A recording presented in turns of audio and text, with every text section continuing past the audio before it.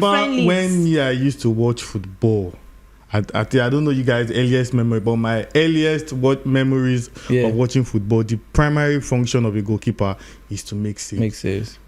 Where did this ball playing? Now you say I can't buy this guy because it's not ball playing. We can't buy this guy because it's not a ball playing goalkeeper. Why? No, let's be. You hear Onana saying, "Oh, it's a ball playing goalkeeper." What's that? In the build-up to Copa America, Messi talked about the influence of Pep Guardiola and how it's kind of affecting the kids coming up and all that. First of all, I'll ask, what's your football philosophy to start with? To be fair, yeah, I think my football philosophy is doing the basics. Yeah, I don't know what football has become these days, but my football philosophy from the moment I started enjoying football is a normal, traditional right back being a right back, left back being a left back. In number 10, your wingers and your top striker, or you're using a 4-4-2. Just people doing what they're asked to do. Nothing like inverting. Yeah, it remains the same too. But your coach is Arteta. Your striker is Kai Havertz. Thank you. You have Zinchenko. You're always talking about inverting. Maybe so that's why he's not won the Premier League. How? You're roasting your coach now. Fine. How about you? What's your philosophy? Football, for me, I think I love when football just gives you that innovations where coaches have to be different than normal. One coach I always respect to date is Jurgen Klopp. I love the way he perfected the Gengen pressing with Liverpool. So I will know that it's Ralf Rangnick that brought it up, but then not even the one. Yes, and Klopp did a good job with that side. That high intensity when you're with the ball. Like high intensity? Yes, I like it. It's but then players. It doesn't. Why all of us contradicting our? She's actually a part-time Manchester United fan. I'm not. Still, there's an FA Cup. Bring your trophy to the table. Part-time. Then, but then you just ask the kind of things I like. Yeah. Because when you watch football with time, there's some managers, you see the way they influence the game. It gives you a lot of conviction on how you want to see games be. But then I think the way Pep also plays, the innovation he brings to the game is one thing that you should enjoy too as a lover of football.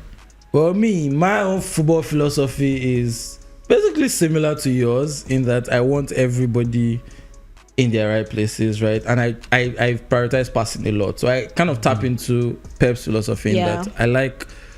Just hold on to the ball. Yeah, proximity between midfielders so that you're able to mitigate risks and all of that. So that's me anyway. But then people are saying that Pep is responsible for the decline in football.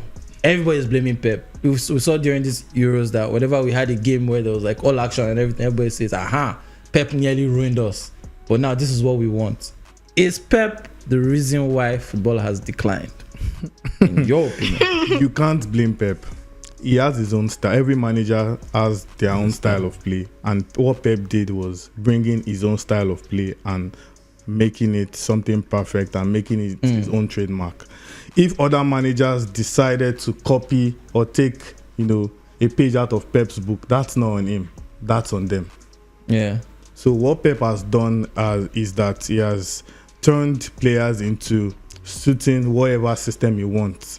I think my biggest example is Foden. I think when I watch Foden over the years, like for City, and then I actually understood that this Pep style is not really about your talent matters, but that system you must suit that system that I want you to play. That's why some particular kind of players can't survive under Pep.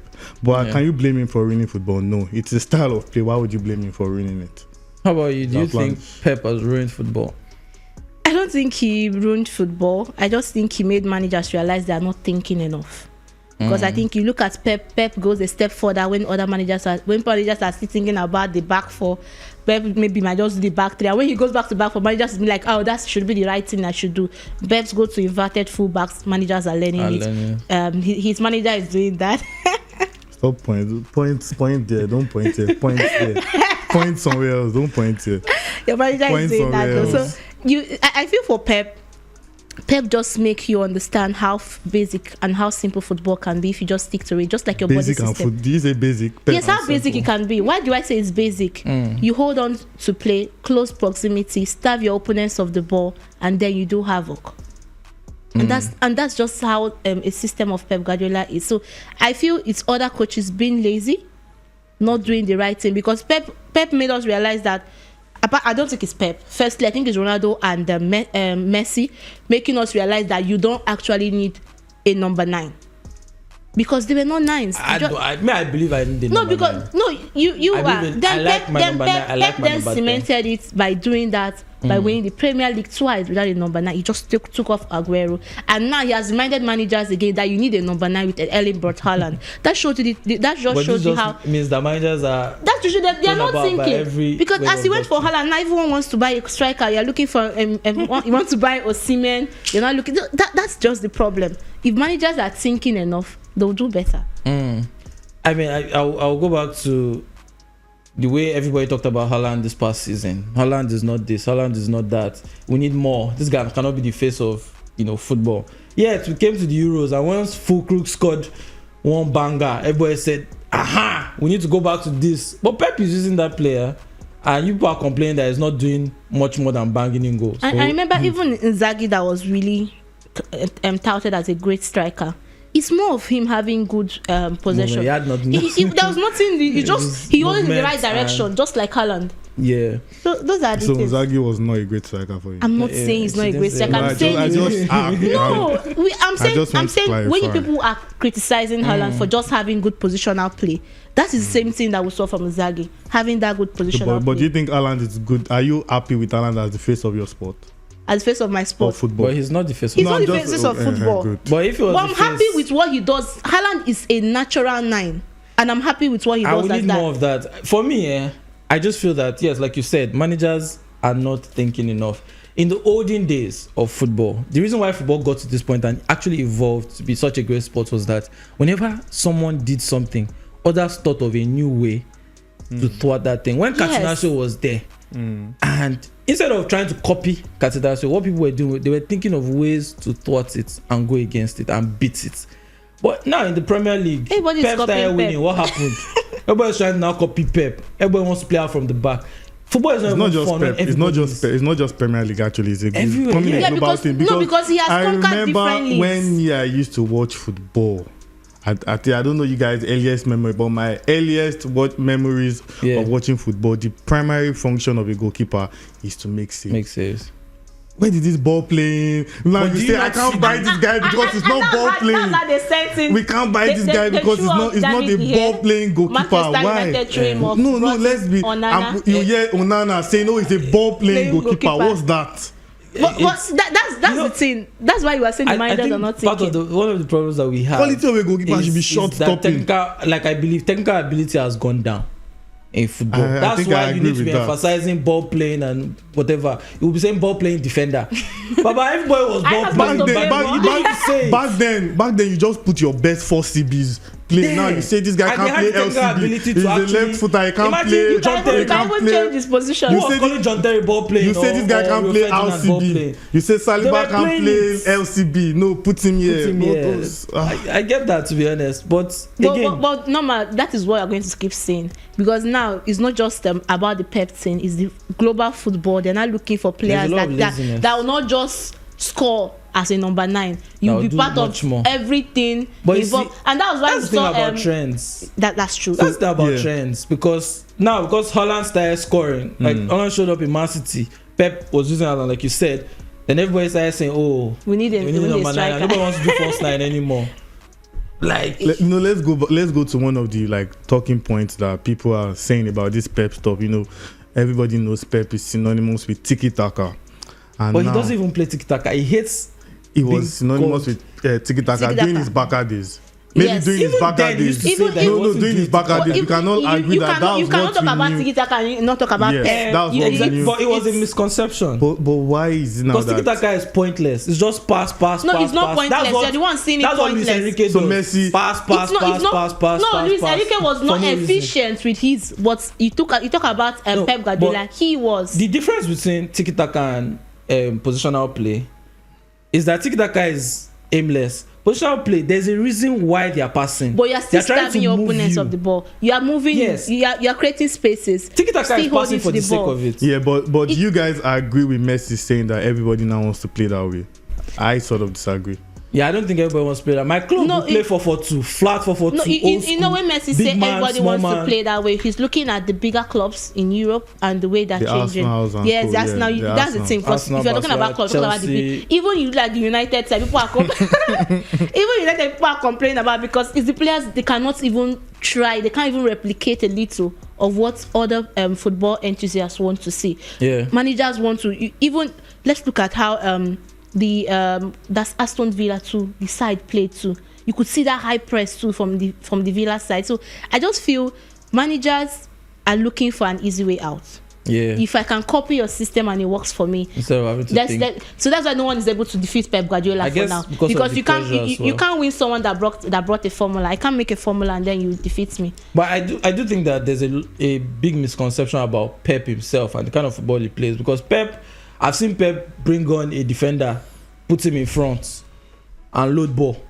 Pep is actually more, he's very versatile. Let's say his more flexible than is people so high. think. And I don't think that the football Pep plays now is what he used to play in Barcelona and even in Bayern. It's way different in Bayern. Yeah, what he I think plays everything now evolved, and he actually adapted to the players he had, to a reasonable level. But everybody just looks at it like Pep is the problem. The flexibility of Pep really showed in that game. I think they played against Atletico Madrid, and that was in the Champions League. Yeah, that was the highest time I have seen a City side defend for a full 90 minutes. Yeah. And they're still able to. That's why when people want to criticize Mourinho, and I'm like, Pep had to learn that standard, and that's what coaches are not learning. For me, at the end of the day, every coach has to be able to adapt to the circumstances. If I don't see why coaches should be praised for sticking with like what isn't working.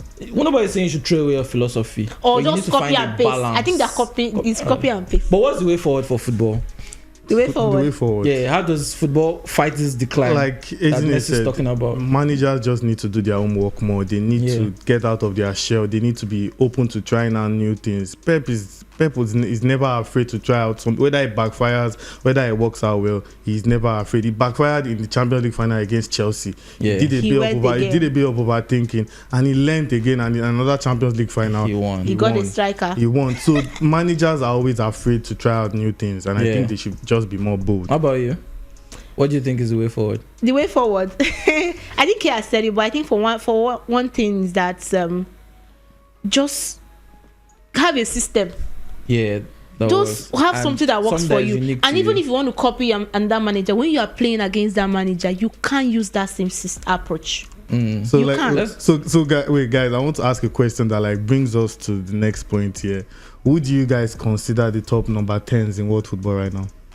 Do we even still have number 10s like that? The fact that you are struggling to think about top number 10s.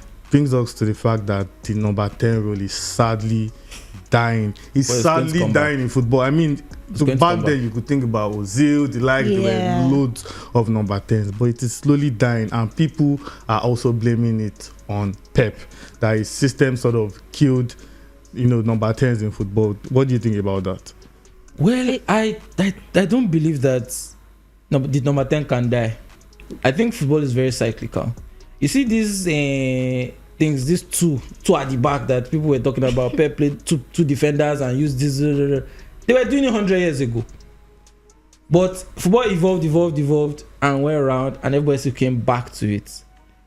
The two at the back thing with 2-3-7 or whatever. Yeah, when they drop forward, the center, that's the WM. DM comes back, jumps back. It's done before. The 10 will still come back. Before 4-2 started coming back. Yeah, there's a point in La Liga now. Because of Simeone, exactly. Everybody started coming for 4-2. 4-4-2. Do you understand? So I just feel like, yes, for now, number 10 doesn't seem fancy because it feels like a luxury or whatever. Yeah. But with time, it will evolve again, and everybody will start bringing number 10s One back. manager will bring everybody will run away from number 9s before. Now people are number 9 running that back is doing to, this. Yeah. Now two goalkeepers. Mamadashvili is not great with his feet. But they will still sign him. If he goes to Man, they'll send him away and look for a ball playing goalkeeper. Yeah, and then people talk about system players as well. So if you're a number 10 and you cannot adapt, like the East Coast of this world, right? You came as a number 10, you're supposed to be the next great number 10, and then all of a sudden, you can't play anymore. They say you don't fit the system or something, so get out, and you're a system player if you cannot adapt to a system that does not require that number 10. Do you think that there really are system players and there are players that are not system players? I genuinely think they are. I genuinely think they are system players. And I think some players are just gifted with the ability to thrive wherever you put them. You just tell them to do their business, and they have the ability to thrive. People like Mbappe, play him at left wing, play him at right wing, play him as centre forward. He will get the job done for you. Some players have that ability, but some players thrive in a particular system, and when you take them out of that system, they just struggle to replicate their form. How about you? Definitely, what Kay said is right. There are some that's why we always have those special players that will thrive in any system that you put them. But there's some players that you just fix that just need to play within their teams. That's why we see them when they come to their national team. You could see them struggle at some point. At their club side, they are thriving. Sometimes it's not just the player's fault. So sometimes it's the manager himself. England, because I want to go England now. England is the manager, not even the players. But they still need to. I actually don't agree with both of you. I think everybody is a system player. Because if Messi can struggle in Argentina, if he can struggle in PSG and score 6 goals in a season, then who has hope? You know when you say struggle, the system has to. But you know when you say struggle, when you say struggle, that's like first of all, Messi struggle is not struggle. PSG was there by a system in PSG. Did PSG have a system? They are calling PSG. Was there by a system? What system? What system did PSG have? We are calling system. We are calling PSG. The PSG have a system. But that's the point now. But that's the point. They never had any system. But that's the point now. The fact that Messi couldn't score more than 6. But you know that when you talk about that Messi struggle, you know that some struggles you see that are not even struggles. It's still struggle, please. It was a struggle by his own standard. Yes, that's what I'm saying. By his own standard. But did he have the highest assist? It wasn't. Did he have the highest number of assists? He wasn't at his best, and he couldn't score in 3 finals. And don't forget that we also had a Kylian Mbappe that was the star boy in that team. We're talking about Argentina now. You remember that everybody was always complaining about coach, the other players. They started making a lot of excuses because the system, and they were also saying that the system wasn't favoring Messi. Wasn't. But don't you think it's the coach that also the problem? Because at some point, Messi won the Copa America, and he won the World Cup. Right. But my point is that if you set up a system that doesn't maximize, no matter how good the player is, if you don't maximize the strengths of your best players, the player will struggle. It might not be so bad as some people. Some people are going to be way worse, but it's going to be better with some people. But it's not going to be like the optimal thing. Do you understand? That's how I see. You know, when we talk about system, there's some players that cannot really stick or work well with system. Let's look at an example of Lukaku at Chelsea. Chelsea were playing. Chelsea needed a 9, but the players did not need a 9. Havertz was not moving it, but neither was Mason Mount. They just did not see a reason to cross the ball or to even give a pass to Lukaku. It's still so that's the thing. Really. But we saw him do very well when he was with that's Inter Milan. Yes, when he was with Inter Milan, they won the title. So that's why we're saying some players might not really even fit in the system. Some players will look worse in certain systems, some way better, right? And I say like that. But I'm going to conclude with one thing that I remember that someone who cannot be named is a Barcelona ex-Barcelona player who went to jail. Don't name him. He went to jail for a heinous crime. Oh, that guy. So he said that when Pep first came and Messi was playing and everything, that Pep wanted to reduce the amount of times that Messi would touch the ball. Like he was trying to set up everybody, you are part of the whatever. And he went to meet coach and said, if Messi doesn't touch the ball for 1 minute, he zones out of the game. You have to make sure that the system is built around him such that he is always involved, he's always touching the ball. That's how you can get the best out of him. And Pep had to now change his plan to make sure that was happening. And imagine and you remember that Messi also talked in that interview, talked about the fact that Pep taught him a lot of things about the game that all along he didn't even know certain things. Robin has said the same thing as well, and that's also part of that's the influence thing, of great managers. But anyway, in conclusion, final word. I don't know. I think people can agree or disagree. There are valid points to show whether Pep did ruin football or not. But one thing we can all agree here is that this guy is a proper manager that is always ready to think outside the box, try out new things, and because of that, he's a special manager. How about you? Very simple. Pep just showed other managers that they are lazy, and they have to do better. Lazy, it's disrespectful. No, it's not. When I mean lazy, it's not put in the fact that they are not coaching their teams well, but doing copy and paste. And my final word is that Pep did not ruin football. You get to decide what you do. He didn't put a gun to anybody's head to copy him. He decided to do his own thing, and people looked at it and saw that it worked and decided to copy. And that's the laziness that Ezine talks about, and I think it's lazy too. Yeah, play what you want to play and do what you want to do. But anyway, at the end of the day, that's the end of the show. Thank you very much for joining us. Remember to subscribe, to like, and follow us on all social media platforms, and also, most importantly, hit that notification bell so that whenever we drop a video, you are made aware of it. Thank you very much for joining us, and have a wonderful day from myself, Ezine and Kolade, or rather Duchess of Sport and Kolade. See ya.